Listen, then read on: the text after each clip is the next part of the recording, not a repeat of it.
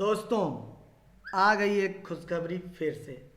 अगर अब आप यूपी गवर्नमेंट के अंतर्गत टीचर बनना चाहते हैं तो एक बहुत ही अच्छा मौका आया हुआ है, जिसकी वैकेंसी आ गई है, उसका नोटिफिकेशन। और बहुत जल्द सारा डिटेल भी आ जाएगा कि कब किस किस ज़िले में कितनी कितनी वैकेंसी है। आज मैं इसी विषय को लेकर वीडियो बना रहा हूँ। दोस्तों, आप सबका कनक क्लासेज पर स्वागत है। अगर आपकी जानकारी के लिए बता दूं दोस्तों कि एडेड जूनियर हाई स्कूलों में भर्ती के लिए 1894 पदों पर वैकेंसी आ रही है। उत्तर प्रदेश के जूनियर हाई स्कूल में प्रधानाध्यापक और सहायक अध्यापक दोनों के लिए पद आए हुए हैं। ये 1894 पदों के लिए है, जिसका आवेदन 22 फरवरी से लिया जाएगा और 11 अप्रैल को इसके लिखित परीक्षा होगी और रिजल्ट 11 मई को घोषित कर दिया जाएगा। यानी कि सब कुछ प्री प्लान कर दिया गया है। और जो यूपी टीईटी 2020 का एग्ज़ाम है वह इस परीक्षा के बाद आयोजित की जाएगी। इस खबर को सुनकर हमारे वो दोस्त थोड़ा निराश ज़रूर हो गए होंगे, लेकिन बाकी दोस्त जिनके पास टेट का अभी सर्टिफिकेट है और वैलिडिटी है, वो लोग इस फॉर्म को भर पाएंगे। राज्य सरकार ने भर्ती की समय सारणी जारी कर दी है। विशेष सचिव ने प्रश्न पत्रों का पाठ्यक्रम भी निर्धारित कर दिया है। दोस्तों, प्रधानाध्यापक पद के लिए 5 वर्ष का अनुभव बहुत ज़रूरी है। अगर अनुभव नहीं है तो आप इस पद के लिए आवेदन नहीं कर पाएंगे। भर्ती के लिए विज्ञापन 18 फरवरी को जारी होगा। 22 फरवरी से रजिस्ट्रेशन का काम शुरू हो जाएगा और 6 मार्च तक आवेदन आप भर सकते हैं, दे सकते हैं। 9 मार्च तक आवेदन शुल्क जमा किया जाएगा। 10 मार्च आवेदन पूरा होने की अंतिम तारीख है।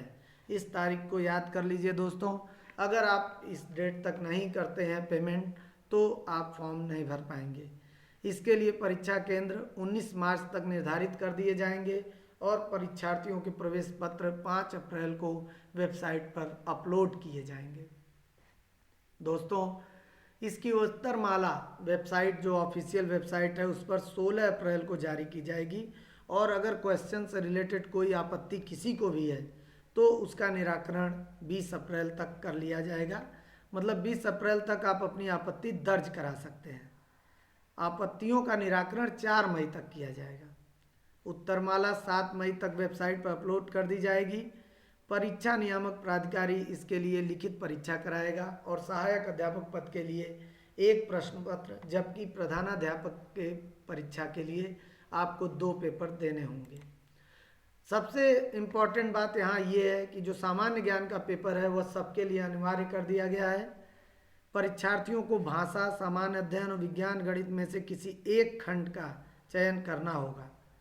जी हाँ, भाषा में हिंदी, अंग्रेजी या संस्कृत में से किसी एक का चयन करना होगा।